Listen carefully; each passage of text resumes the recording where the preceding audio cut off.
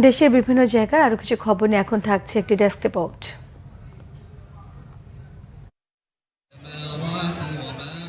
BNP রাষ্ট্র কাঠামো মেরামতের 31 দফা সম্বলিত লিফলেট বিতরণ ও মত বিনিময় সভা হয়েছে চাঁদপুরের কচুয়ায়। বারুইয়ারা উচ্চ বিদ্যালয় মাঠে আয়োজিত সভায় প্রধান অতিথি হিসেবে বক্তব্য রাখেন কেন্দ্রীয় বিএনপি নির্বাহী কমিটির সদস্য মোহাম্মদ মোশাররফ হোসেন। বিএনপি ক্ষমতায় এলে শিক্ষার উপর বেশি গুরুত্ব দেওয়া হবে বলে মন্তব্য করেছেন ঢাকা জেলা বিএনপির সাংগঠনিক সম্পাদক ব্যারিস্টার ইরফান ইবনে আমান অমি। দুপুরে কেরানীগঞ্জের নরেন্ডি আইডিয়াল কৃতি শিক্ষার্থীদের সংবর্ধনা অনুষ্ঠানে তিনি এই মন্তব্য করেন। কক্সবাজার টেকনাফের শাহপরীর দ্বীপে গরিব ও শীতার্ত মানুষের মাঝে শীতবস্ত্র বিতরণ করেছে কোস্টগার্ড। এতে উপস্থিত ছিলেন কোস্টগার্ডের মহাপরিচালক রিয়ার অ্যাডমিরাল রিয়াজুল হক। খুলনায় সাংবাদিকদের সাথে মত বিনিময় সভা করেছে বিভাগীয় কমিশনার মোহাম্মদ ফিরোজ সরকার।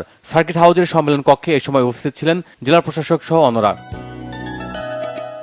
রূপগঞ্জে অবৈধ শিশু খাদ্য কারখানায় অভিযান পরিচালনা করেছে প্রশাসন। অভিযানের নেতৃত্ব দেন নির্বাহী ম্যাজিস্ট্রেট।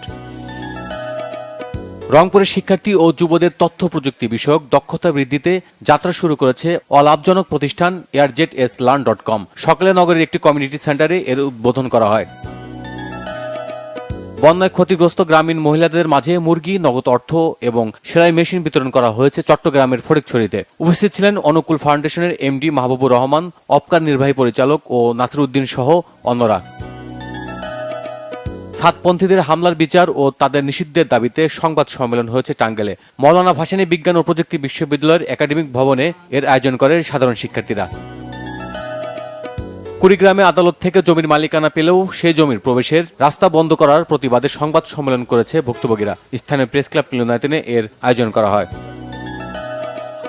ফুটবল টুর্নামেন্টের ফাইনাল খেলা হয়েছে সাতক্ষীরা তালায়। কপোতাক্ষ মাধ্যমিক বিদ্যালয় মাঠে খেলার উদ্বোধন করেন কেন্দ্রীয় বিএনপির প্রকাশনা সম্পাদক হাবিবুল ইসলাম হাবিব। নোয়াখালীতে শীত বস্ত্র বিতরণ করেছে বিএনপি। সুন্দরপুর ইউনিয়নে এতে উপস্থিত ছিলেন জেলা বিএনপির সদস্য Mohammad Ekram Uddin. Bangla vision news desk.